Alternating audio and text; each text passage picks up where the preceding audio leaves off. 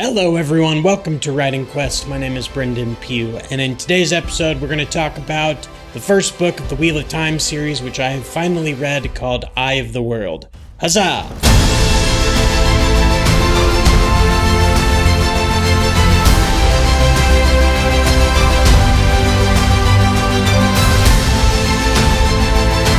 Alright everyone, so today we're talking about the Wheel of Time. You can see that there?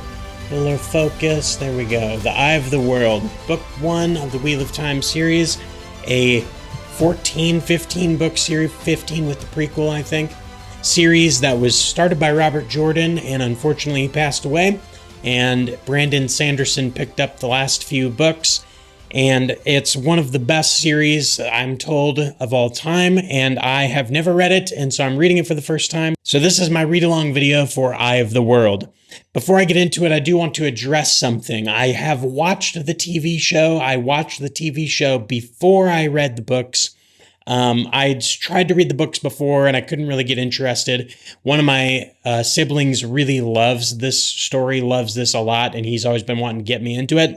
And I just couldn't quite get into it. When the show came out, I was like, oh, maybe that'll be a good way to kind of spark my interest. And so I watched the show, and I'm not going to really get into a whole review of the show. I have some different thoughts about it, but I think there's a lot of channels out there, especially like Daniel Green and some other guys who and gals who have reviewed the show and done probably a better job because they know more of the lore. This is all I will say about it. Before reading the book, my opinion of Wheel of Time was still that it as a show, solo as a show, and I had no knowledge really of the story in the book. As a show, it didn't quite work. It didn't quite hit for me. It felt a little disjointed, and ultimately, as a show solo, I didn't think that it worked very well. Fast forward to now I've read the book, and I don't even know what was going on. The show is nothing like the book. I would say like 90% of it really doesn't happen at all the way that it happens in the book. And of course, I get it. I'm not one to say that things have to be a straight adaptation. They don't. I get it. Like Lord of the Rings changed a lot of things. What I will say about Lord of the Rings, though, is that the main points for the most part stay the same. And in Eye of the World, Wheel of Time, I didn't think that they stayed true to the source material pretty much at all. That's my opinion. I'd love to hear what everyone thinks. I'd love to hear your reactions and thoughts down in the comments, so please let me know. But let's get to the actual book, The Eye of the World. So I'm going to start off with my dislikes because I want to save the likes for last, because my overall opinion is that I really enjoyed this book. I had a little bit of an issue getting through the middle part, which we'll talk about here in a second. But for the most part, I really enjoyed this book, and I've started the second book, The Great Hunt, and I'm super invested now. When I tried to read it before and I couldn't quite get into it, now I am fully invested. I'm starting to really see, and I'm only 2 books in, a book and a half in, and I'm already starting to see why this is so critically acclaimed as one of the best fantasy series out there. For my dislikes, the first dislike, and it's not really a dislike, it's just mostly something to get used to, is that there's so many characters. And I'm not just talking about main characters who are in kind of the main travel group for the travelogue. I'm talking about like all of the background characters in that first few chapters. And you go into the beginning of when you go into the main village where they're all from, there's just so many people that he introduces you to, and they all have backstories, and everybody's got a whole family, and there's so many names and things to know and places they talk about, and it's all this legend and history. And for me, it was very overwhelming. It was one of the first reasons when I first started reading it that I had a trouble getting into it, was because there's just so much. It's so much to take in. And I feel like going back for a reread later, I'll go, oh, this is actually really great. But on a first read of it, I really struggled, which is actually where watching the show came in to help kind of give me a visual.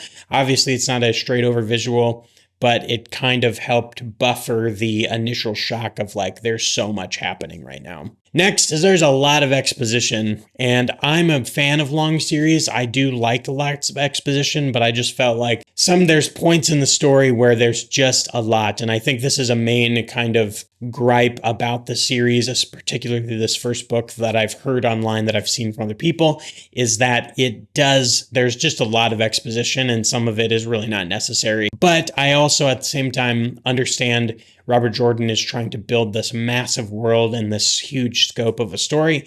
And so some of it is necessary. And I'm sure that I've heard from my brother who loves the series and some other people that a lot of things tie in that you think are not important now, tie in later with the grander story. So maybe there's some parts that I really like later, but I felt like there's a lot of exposition and sometimes it felt pretty slow. And the final thing I disliked, which is kind of linked to that last one, is that the middle is so long. The beginning is, there's some long parts at the beginning, but then it kind of kicks into action. And then the ending is a really short part of the story. But that middle part is really long. It's kind of the travelogue part, and I don't want to get into any spoilers or anything, but there's a lot of parts where I'm just like, man, is this really necessary? There's just a lot of travel and a lot of so much character development that it's kind of like, okay, I want to get to the action. This is a little slow for me. Okay, let's get to the likes. I'm a big fan of this book, as I said, so those are the dislikes. I definitely have more likes than dislikes. One of the big criticisms of Eye of the World that I've seen is that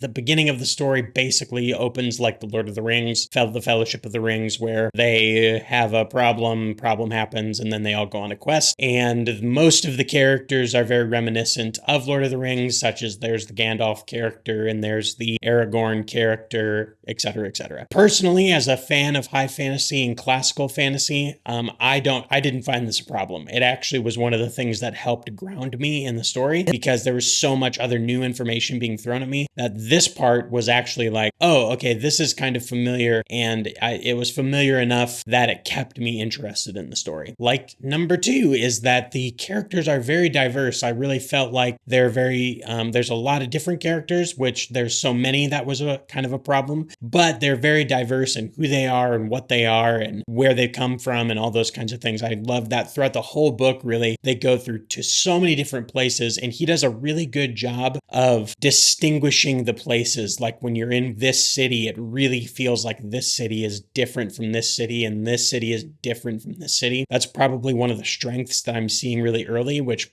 I think most people would agree with. I can feel the difference. It doesn't feel like I'm just in another city, but each city is very different. Each village is very different. And then the main characters that are a part of the kind of travel party all have a lot of differences too, and I just think he does a great job with that. Number 3, which is very related to that, is that the characterization of these characters, I felt like as I'm reading it, I never struggled with which character I was with. I felt like each character really stood out in the writing style, and so you really know who's talking, you really know whose perspective you're from, and it was a really he just did a really great job of I didn't ever feel lost on which character was talking, which I just thought that was really great as far as a standout thing. And then finally, the epicness of the scope. I mean, even in book 1, I can already tell that it's just so epic. There's so much scope to this story. There's so many places. There's so much distance.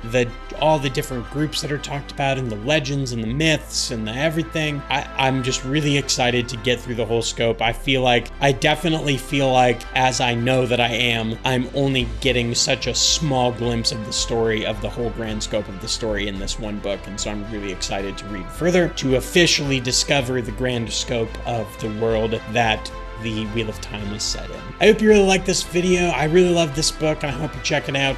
Please like, comment, share, and subscribe, and we will see you next time on Writing Quest. Huzzah!